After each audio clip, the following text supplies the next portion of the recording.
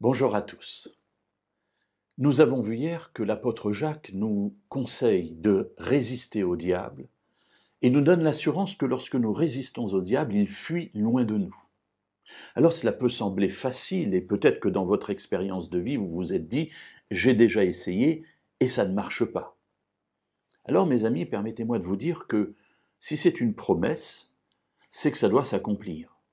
Parce que Dieu, lorsqu'il promet quelque chose, il l'accomplit. Et finalement, quand je regarde ma vie, chaque fois que je suis tombé alors que j'avais conscience que je pouvais lutter, c'était que, quelque part, j'étais en train de dire « je préfère tomber ».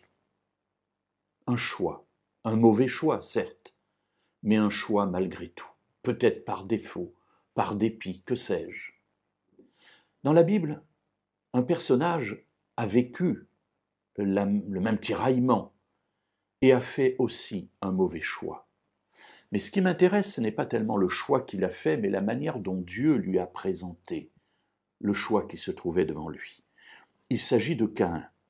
Au chapitre 4 du livre de la Genèse, et au verset 6 et 7, Dieu va parler à Caïn. Vous savez que Caïn a offert un sacrifice.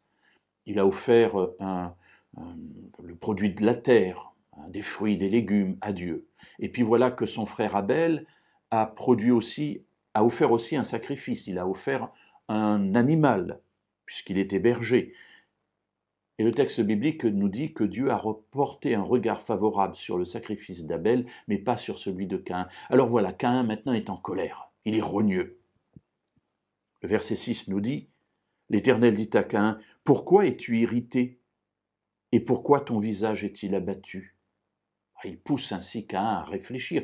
Qu'est-ce que tu as à l'intérieur de toi? Qu'est-ce qui te ronge pour que tu aies un regard comme celui-ci? Et voilà ce qui m'intéresse, c'est le conseil de Dieu. Si tu agis bien, tu relèveras la tête. Mais si tu n'agis pas bien, le péché est tapi à ta porte, et ses désirs se portent vers toi, mais toi domine sur lui.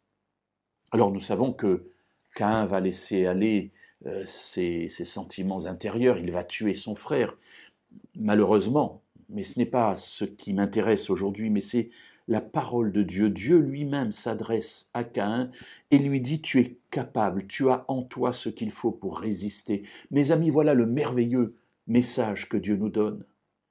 Par sa présence à nos côtés, par sa présence en nous, nous devenons capables de résister au mal. Et c'est ce qu'il dit très exactement à Caïn. Le péché est tapi comme un animal à ta porte. Ses désirs se portent sur toi. Mais toi, agis bien, relève ta tête. Et la conclusion est là, domine sur lui.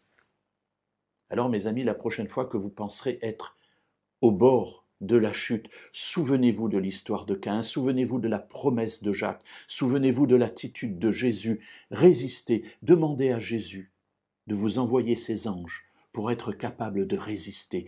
Tenez bon et vous verrez la victoire que Dieu accomplira en vous.